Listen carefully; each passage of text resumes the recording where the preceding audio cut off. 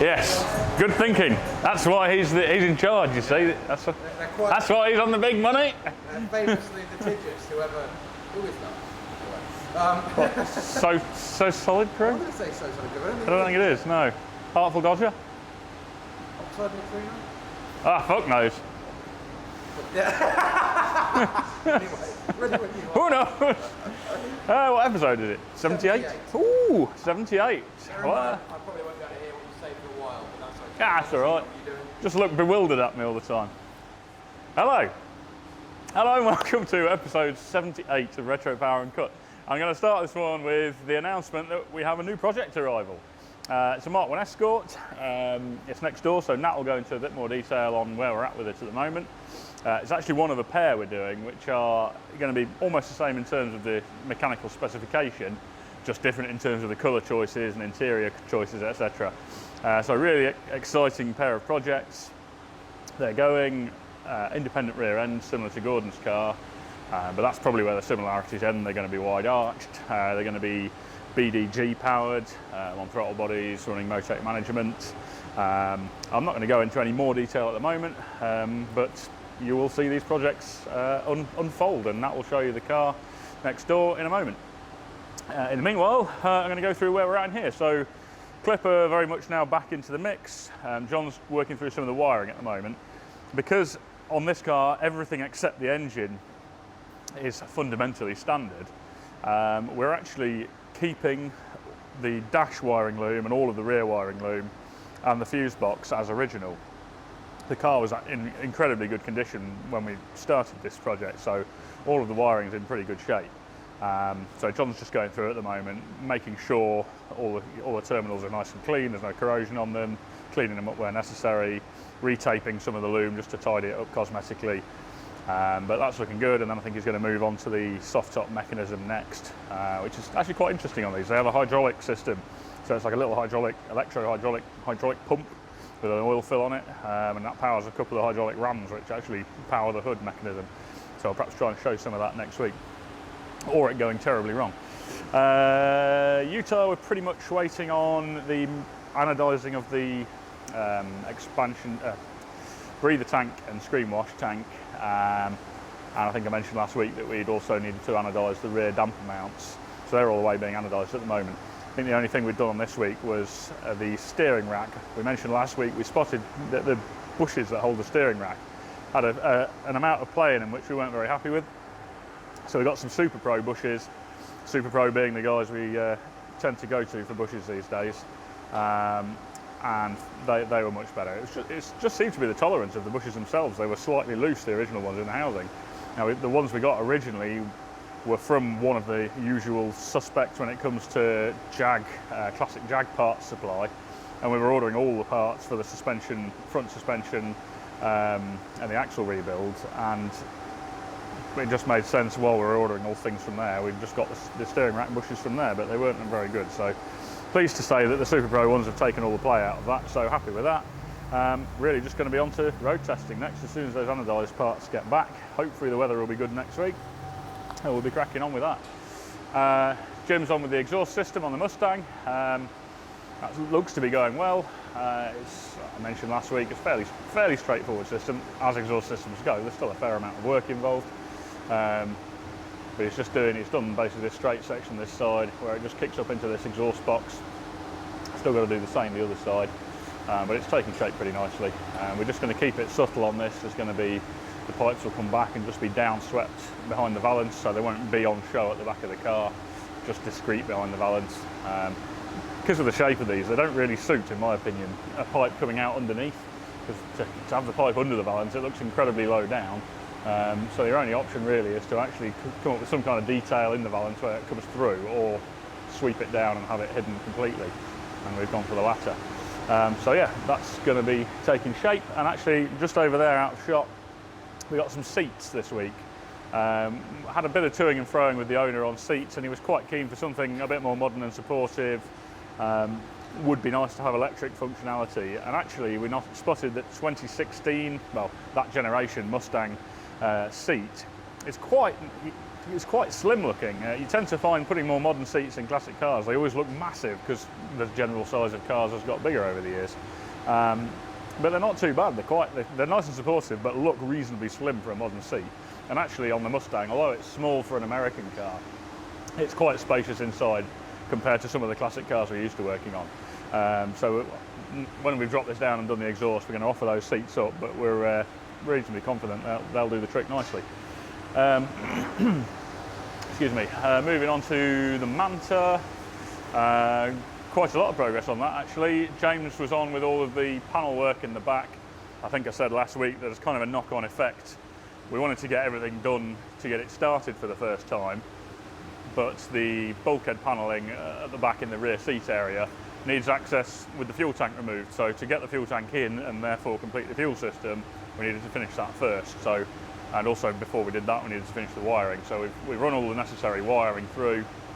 There's wiring in there for a reversing camera, there's a rear window dash cam, it's basically a secondary camera for the dash cam, and various other bits of wiring for the fuel pump, etc., which needed running. So that's all in. We've then done the boarding out of that back part, carpeted it all, got the speakers and the subwoofer in there. I mean, it's an absolute sort of simplicity build on this, totally sort of customer led. He knew he wanted to keep it really simple. He knew where he wanted the speakers. He'd already sourced that stuff himself.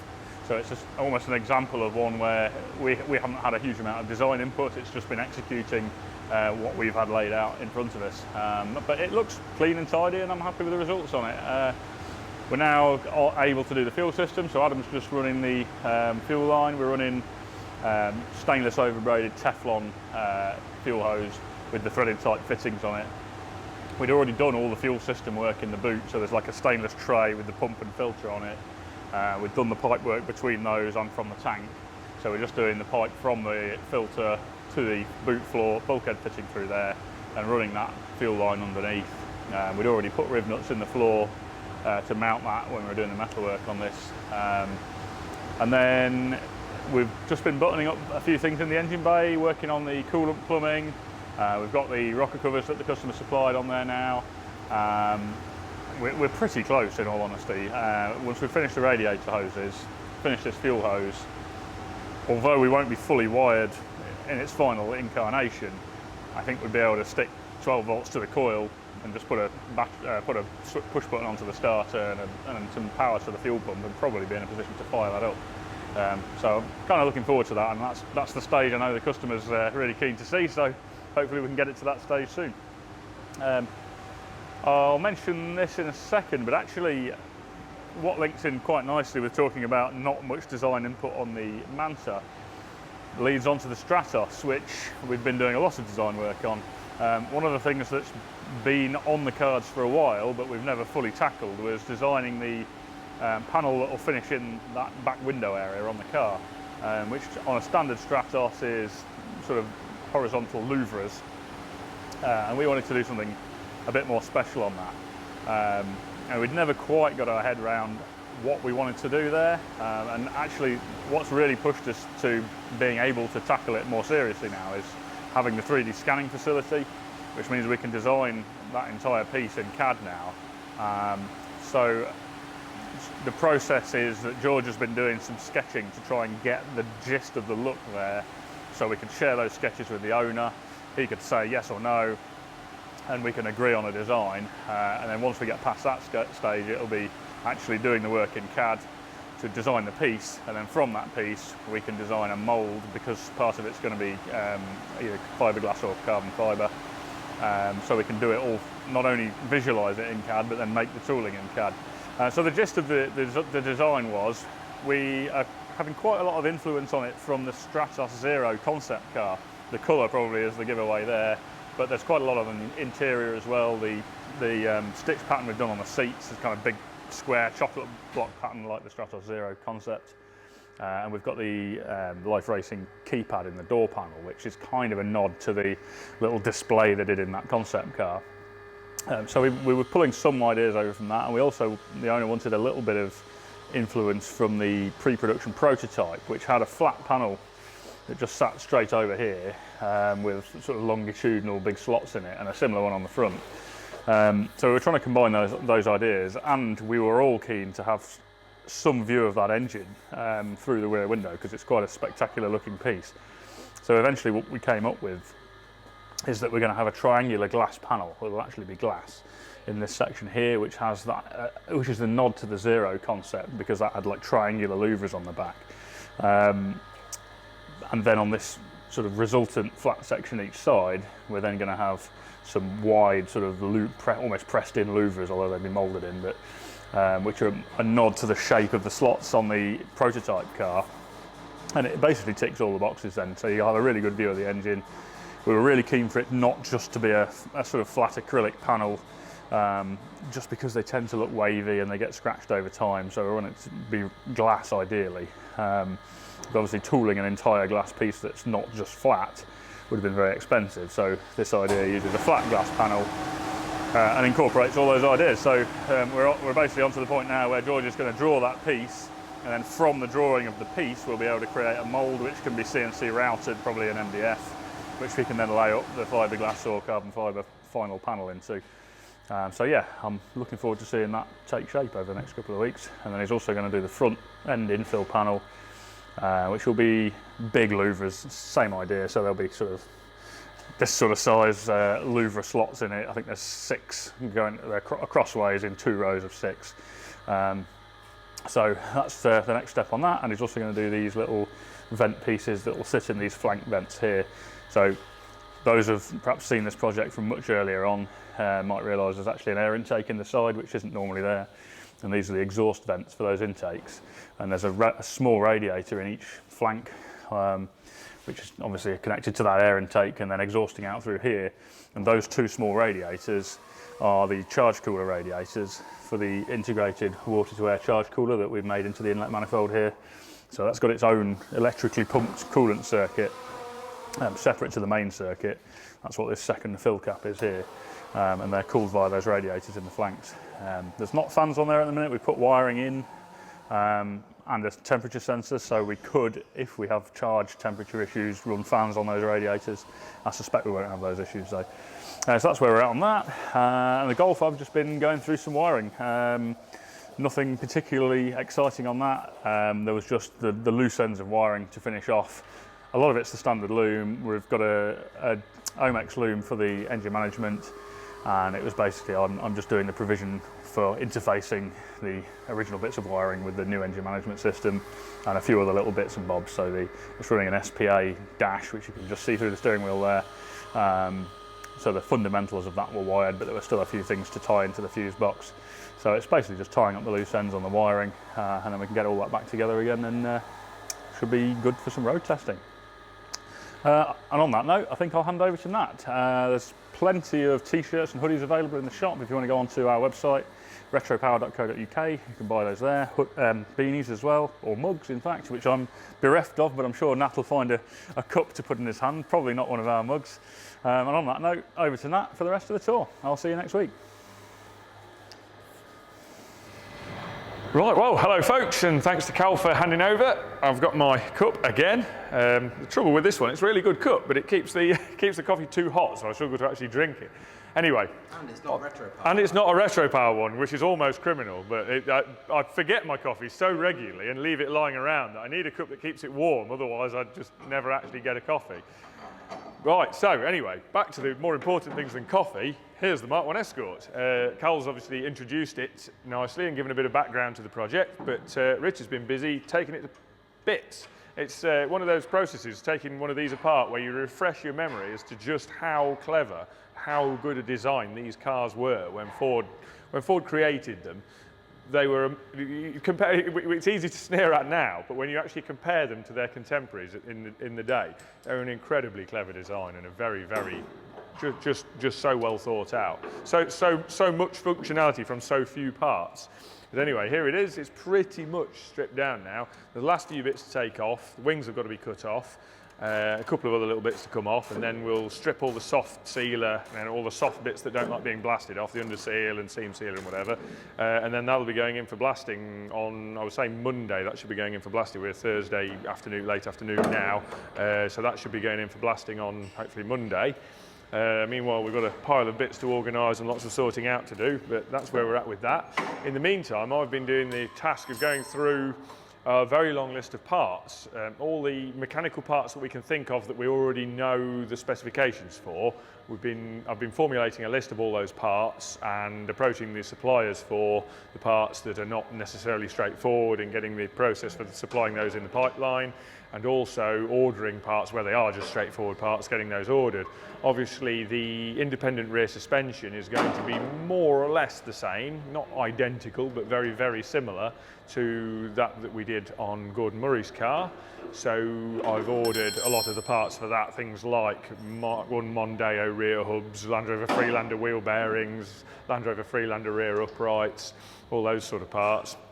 And getting those in the pipeline. Also some mock-up parts, some of the parts where we don't want to damage the final parts during dry build, but we do need them for dry build. So we've ordered some sort of, as an example, cheap and nasty outer CV joints. We need the outer CV joints to hold the wheel bearings together and hold the wheels on and everything, hold the hubs in place while we're doing a dry build. But I don't want to use the proper CV joints, because they're bound to get grit and muck in them and get damaged in some way during dry build. So we just order cheap and nasty ones because they're so cheap they throw away.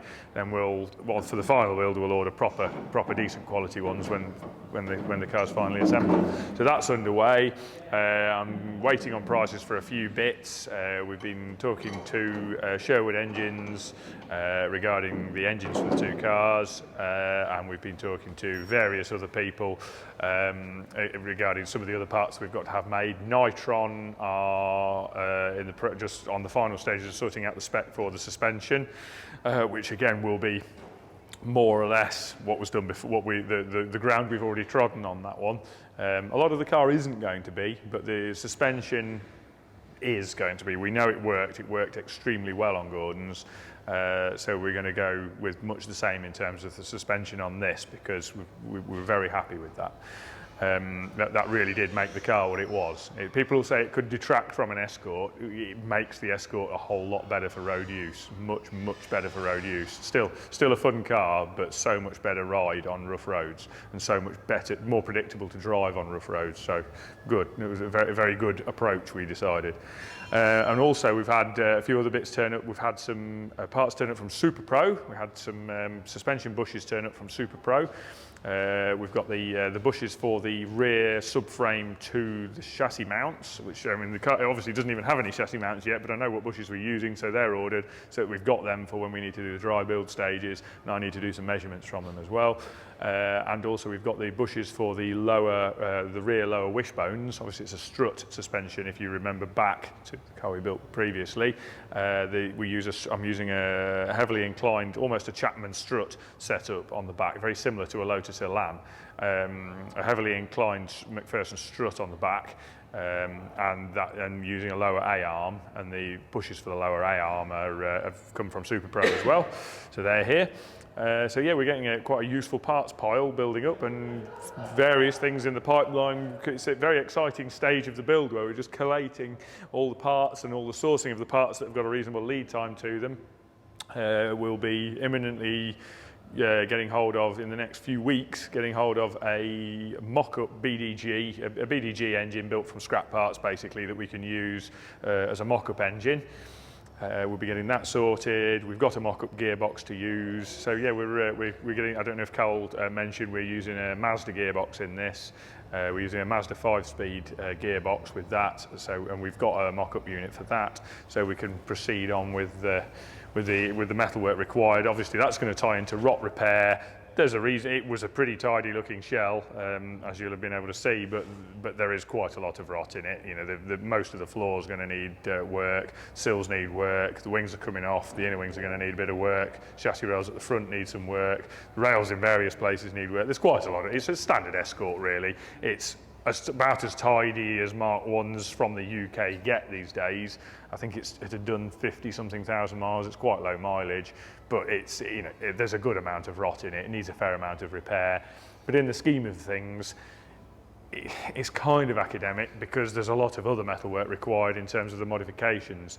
So a bit of rust is kind of neither here nor there in the scheme of all the work required. And the fact is that basically all UK Escorts do need that rot repair, so it's no different to any other really there. So yeah, watch this space on this one. It's going to progress and be a very exciting project we're all looking forward to greatly. Moving on, I'm going to walk past this clutter. Jamie's going to reverse and fall over something. I'm going to walk into the gap here because I can sneak in here and we can admire Stu's handiwork on another door. He's battling this and keeping a very brave face on what is being quite a challenging task. But he is getting there, he's getting there. We are discovering quite remarkable dimensional non-symmetry on this car. We remember that either last week or the week before, last week I think, we talked about the huge difference in overall height of the door from there to there as supplied by Jaguar, and its complete difference to the door on the other side of the car. There was, I can't remember the dimensional difference. I think it was about 19 millimeters difference in the height of the doors from one side of the car to the other. So you think you've found a few problems. We know that Jaguar door lengths differed. Obviously that doesn't really matter to us because we're changing that anyway. I know from previous experience that the door lengths vary on a car by about 8 millimeters on these. But what we've discovered now is that the actual dimensions between the flutes on the press section, this sort of shape piece that was on the top of the door here, this piece, in fact, Stu has handily here, this section here, the dimensions of this are like 1/8 of an inch different between the crease lines on here. Between these swage lines, there's 1/8 of an inch difference, 3.2 mil different between one side of the car and the other. So you can't use any of your sections, any of the dimensions you use to manufacture the sections for that side of the car, which Stu had carefully done and duplicated parts as he's gone. They don't fit because conveniently the shape of the pressing is completely different this side to what it was that side. So there's a couple of bits he's had to redo and some more hair that he would have torn out if he had any. So that's where he's at. It's been basically a week of fairly solid work on a door, and he's now pretty much at the point where he's got the door frame there or thereabouts. He's got all the same intricacies to deal with this runner here. In the meantime, we've also been round and round in the background, really, not as a priority job, but we've been round in the circles a little bit again on the brass window frames. We are definitely set on machining them in brass now. That's a cert. But what we're thinking about doing is splitting the thicknesses and actually doing the rear frame in either 10 or 12 millimeter thick brass. Because we would need, just because it will work better, there's a lot of detail behind it, but basically we can make it work better, I think, with a thinner section of brass. So we can use thinner plate for that, which will reduce the cost of the raw material a little bit. And then we can do the upper section for that door from square brass bar, and it will only be a slight curve to put on that. So what we're going to, I think the plan now, as it exists now, close to finalised plan, will be that we will machine the top section from brass square bar, machine it to channel, and then put an insert in the channel and curve it for that very slight curve that we need to put on it. And then on the rear, where the curve is much greater and we are not at all confident about being able to curve the brass to that shape, we will machine, and also one side of the car being slightly different to the other, we can't make one former, we've got to make two formers, and the things roll on. What we will do is get all the framework finished, then we'll scan the apertures, draw those frames in CAD, and then machine those from solid plate. So that should all work. That's a plan that should all work quite well. But the rears will actually be thinner brass for various reasons to do with the way we're going to design the frame. They actually will be better as a thinner section anyway. So that's worked out quite conveniently. So that's where we are at with Churchill, sort of door misery basically, but it's progressing. It's getting close to the end of the really difficult dimensional bit with the doors. And then to my left, you'll see a new recruit in the workshop. We have the next BMW E30 for Redux. Then coming this way, we have Toyota Land Cruiser, which isn't too hard to spot that something's changed. The chassis is no longer in here. That's gone round to next door. It may have been seen earlier. I'm not sure whether you walked past that earlier. The chassis, the rolling chassis or semi-rolling chassis, is now next door, ready to be stripped down so that then we can do the final, coatings on the chassis, strip the axles down, rebuild the axles, all of the other stuff that needs to be done mechanically on that. And then in the meantime, we are getting the body tub and all the body panels ready so that they can go into the prep and paint process. So we've got the underside weld finishing to do on this, where there are a number of areas where, for example, these parts where they've been tacked on the end of these rails, where they've been tacked in place, but they need final welding and then all the welds grinding. Areas where we hadn't got enough weld access, basically. So now the car's this way up and no longer attached to, now the body tub, so to speak, is this way up and no longer attached to the chassis. We can get all the parts underneath that we couldn't get at before and finish them all off. We're going to put some longitudinal stiffeners in at the back here where we're not very happy with how solid the floor is, even though that's how they were originally. We're not 100% happy with how the floor is, so that's got to be done. And yeah, basically weld finishing and a few little bits and bobs of tidying up. And then the panels, I think, yes, we're welding up holes that we don't need in the wings, in the outer wings, sorting stuff out like that. And then that'll be going in for any last little bits to be taken off, and that'll be going for blast zinc metal spray.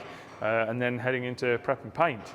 And on the subject of prep and paint, nestling in here, we now have a painted Escort, which is all looking pretty good. Gaz is just doing the paint finishing, doing a bit of flatting on that to get it to sort of blend with the rest of the car, because the other panels are all flatted and polished on it. So we're flatting that so that it kind of matches all the rest of the car that was like that. And then he's got the satin black around the windows to do, and then reassemble it all, put all the stripes back on, and I think we're about there with the Escort. I think that pretty much rounds up. A slight aside is in parallel with that, there's also been work going on. Sorry, I'm kind of skipping over the Morris. Because the Escort's so orange and obvious there, I'm kind of missing out the Morris. The wet flatting has been... Is that all done now on the Morris? More or less, yeah. The wet blocking was basically almost completely done on the Morris. So the Morris is pretty much on the cusp of vinyl paint. Because of the way the blocking wouldn't have been done until a little bit later on that, but because of the way things fell, that ended up getting done earlier than we were going to do it, without getting into all the ins and outs of everything. So that's now is wet blocked and pretty much ready for final paint. I believe we've got to do the inside paint and then demask, remask, and then do the outside, then do the final paint on the outside. But that's a matter of not many days away from being painted now. So exciting times. There's a lot going on this week. So yeah, I think that pretty much rounds things up. Hopefully I haven't missed anything too dramatic. And we've got another jig. That's another minor thing pointing over there, which we're also going to try and blast. Another little thing. Because of the number of cars we need to put on jigs on Wednesday. Yesterday. A friend of mine picked that up for me from up in Manchester. We grabbed that, which we're going to blast and repaint so it looks a bit tidier, but it's very serviceable, nothing wrong with it. That's then going to be being used as the jig for the MK1 Escort when we get to that stage, which will be next week basically. Then we'll be getting the Escort fixtured up. We'll be making a fixture set for that car so that we can use that for both of the MK1 Escort builds, and that'll be going on the jig in that end bay there for the build process on that. So I think that now finally rounds everything up. I think I've not forgotten too many things. So at that point, yeah, thanks for watching, and we'll see you again soon.